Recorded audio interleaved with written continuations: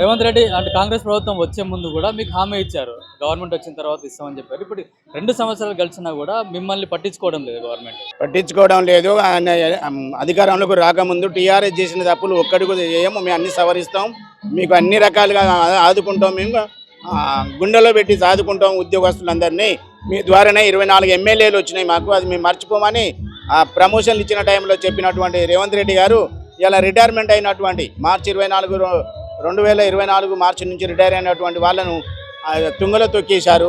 Retire benefits ఇవ్వడం లేదు. రిటైర్మెంట్కి వస్తున్నామంటే ఇండ్లు కట్టుకున్న ఈఎంఐలు, పెళ్ళిళ్ళకున్న కూతుళ్ళు, పెళ్ళిళ్ళకున్న కుమారులు, ఎడ్యుకేషన్లో ఉన్న పిల్లలకు వీళ్ళందరికీ కావాల్సినటువంటి ఈఎంఐలు ఆయన కూడా మాకు చెక్ బౌన్స్ అవుతున్నాయి. అనేక రకాల ఇబ్బంది అవుతున్నాం. ఈ మానసిక వేదనతో ఇప్పటి వరకు 52 మంది చనిపోవడం జరిగింది. చాలామంది హాస్పిటల్లో బెడ్ మీద ఉన్నారు. చాలా ఘోరమైన సిచ్యువేషన్ అది. ఇవన్నీ కూడా రిటైర్మెంట్ రేవంత్ రెడ్డి గారికి తెలుసు. ఇవన్నీ తెలుసును కాబట్టి రిటైర్మెంట్ ఉద్యోగస్తుల మీద, రిటైర్మెంట్ అయిన పెన్షనర్ల మీద అభిమానాన్ని చూపెట్టుకుంటూ తక్షణమే ఏదన్నా బయట ఖర్చులు పెట్టే బదులు మాకు ఇచ్చిన తర్వాత బయట ఖర్చులు పెట్టుకుంటే బాగుంటుందని మేము విన్నవిస్తున్నాం. పిఆర్సీ ఏరియర్స్ కానీ, పిఆర్సీ డిక్లరేషన్ కానీ, డిఏ ఏరియర్స్ కానీ తక్షణమే విడుదల చేయాలని డిమాండ్ చేస్తాం. మీరు దాదాపు 35 సంవత్సరాలు ప్రభుత్వంలో సేవ చేసి కూడా మీకు రావాల్సిన బెనిఫిట్స్ రావాలంటే కూడా ప్రభుత్వం మిమ్మల్ని పట్టించుకోవాలి, అంటే మిమ్మల్ని కేవలం రాజకీయంగా మాత్రమే వాడుకుంటున్నారు అనుకోవచ్చా? నా పేరు సివి జీవన్ రాజు. నేను పెద్దపల్లి పెన్షనర్స్ జిల్లా అధ్యక్షుడిని. ఇక్కడికి బీజేపీ మా కొరకు చేస్తున్నటువంటి ధర్నా కార్యక్రమం కొరకు మేము రావడం జరిగింది సార్. అయితే మాకు ఇవ్వాల్సినటువంటివి మాత్రమే అడుగుతున్నాం. కొత్త కోరికలు కావు మేము అడిగేది, కొంతమ్మ కోరికలు అసలే కావు. గత ప్రభుత్వాలు పెన్షన్ మంజూరీ వరకే, మేము రిటైర్ అయ్యే వరకే పెన్షన్ మంజూరు చేసి మేము రిటైర్ అయిన తెల్లవారే మాకు ఆ బెనిఫిట్స్ ఇచ్చేవాళ్ళు. కాలక్రమేణా 2005 తర్వాత ఈ ఇబ్బందులు కొద్దిగా ప్రావిడెంట్ ఫండ్ చెల్లింపులలో ఇబ్బందులు జరిగి చివరికి ఈ ప్రభుత్వం వచ్చేసరికి మరి మాకు రావాల్సిన ఏడాదులు కొద్దిగా మనకు పెండింగ్లో పెడతా ఉన్నారు. ముఖ్యంగా ఏంటనంటే ఈ ముఖ్యమైన సమస్య ఏంటనంటే మాకు రిటైర్మెంట్ బెనిఫిట్స్ అంటే గ్రాట్యుటీ 35 ఏళ్ళు 40 ఏళ్ళు ఉద్యోగం చేసిన తర్వాత మాకు ఒక 12 లక్షల సీలింగ్ తోటి గ్రాట్యుటీ వస్తుంది. ఆ 12 లక్షలు మాకు చెల్లించడం లేదు. తర్వాత మేము మా పెన్షన్లో 40% ప్రభుత్వానికి అమ్ముతుంటాం.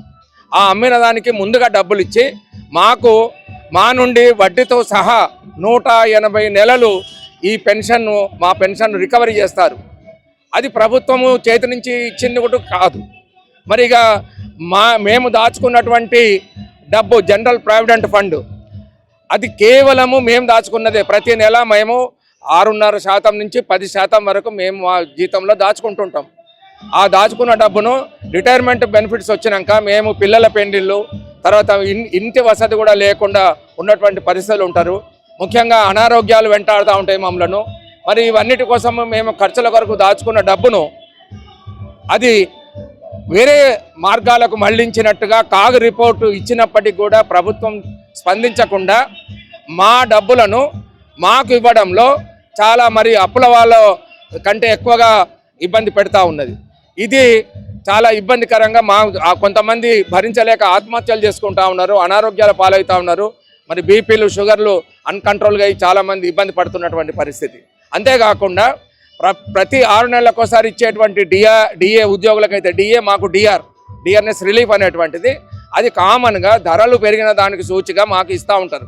అటువంటివి మరి మొన్న జనవరి తోటి 6 డిఏలకు బదులుగా 1 డిఏ ఇవ్వడం జరిగింది. అంటే ఇంకా 5 డిఆర్ఎస్ రిలీఫ్లు మంజూరైనటువంటివి 4, ఇంకా మంజూరు కావాల్సినవి 4 డిఆర్లు కూడా ఇవ్వకుండా ఉన్నది. తర్వాత 5 సంవత్సరాలకు ఒకసారి వేతన పెరుగుదల ఉంటుంది, పెన్షన్ పెరుగుదల ఉంటుంది. అది 2023 జూలై 1 నుంచి మాకు రావాలి. ఆ 2000 ఇప్పటికి 2.5 సంవత్సరాలు గడిచినాయి. మా బకాయిలన్నీ కూడా మరి ఇచ్చే పరిస్థితుల్లో ప్రభుత్వం కనబడతలేదు. ఇచ్చేటువంటి డిఆర్ఎస్ రిలీఫ్ బకాయిలు కూడా ఈ రోజున 30 నెలలు, 36 నెలలు, 18 నెలలు ఇట్లా ఇస్తూ ఉన్నారు.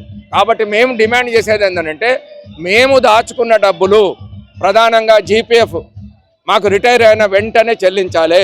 తర్వాత మాకు లీవ్ ఎన్కాష్మెంట్ ఇవ్వాలి. తర్వాత మాకు రావాల్సినటువంటి గ్రాట్యుటీ కానీ కమిటేషన్లు కానీ మాకు తక్షణం చెల్లించాలి. తర్వాత ముఖ్యంగా ప్రభుత్వం అధికారంలోకి రాకముందు కొన్ని హామీలు ఇచ్చింది. అందులో ముఖ్యమైన హామీ ఓల్డ్ పెన్షన్ స్కీమ్ అమలు చేస్తామన్నారు. అది అయితే అతి గతి లేదు. తర్వాత మాకు నగదు రహిత చికిత్స ఏ కార్పొరేట్ హాస్పిటల్కి పోయినా మీకు మేము ఉచితంగా చికిత్స అందిస్తాము హెల్త్ కార్డుల ద్వారా అని చెప్పారు. కానీ ఇంతవరకు అది అమలుకు నోచుకోలేదు.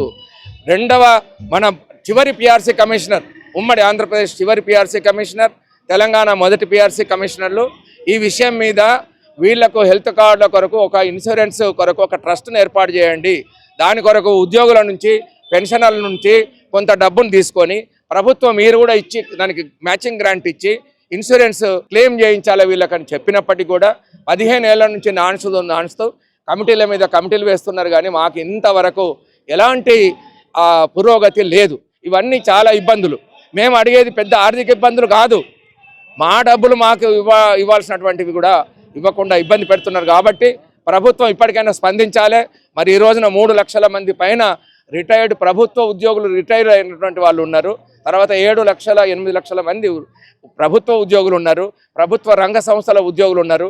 లక్షలాది మంది మరి ఉద్యోగులు పెన్షనర్లు వాళ్ళ మీద ఆధారపడ్డ కుటుంబ సభ్యులు పెద్ద మొత్తంలో ఈరోజు ప్రభుత్వ తీరుకు వాళ్ళు బాధపడతా ఉన్నారు. ఈ బాధ మరి వేరే రూపంగా మరలక ముందే ప్రభుత్వం ఇప్పటికైనా మేలుకొని, కాంగ్రెస్ ప్రభుత్వం మీద ఎన్నో ఆశలతోటి మేము ప్రభుత్వాన్ని తెచ్చుకున్నాము.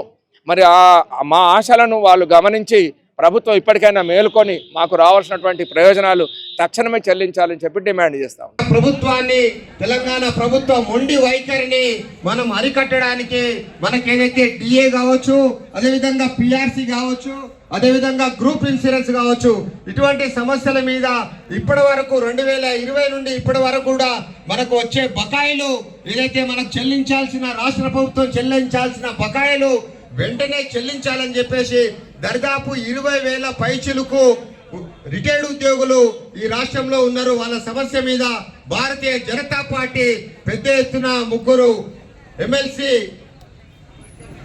నాయకులు, అదేవిధంగా మాజీ ఎమ్మెల్సీలు, అదేవిధంగా బీజేపీ రాష్ట్ర పదాధికారులు, అదేవిధంగా మన రాష్ట్ర అధ్యక్షులు గౌరవనీయులు శ్రీ ఎన్ రామచంద్రరావు గారు కూడా మన దగ్గర ఉండబోతున్నారు. కాబట్టి మనం ఈ కార్యక్రమాన్ని ముందు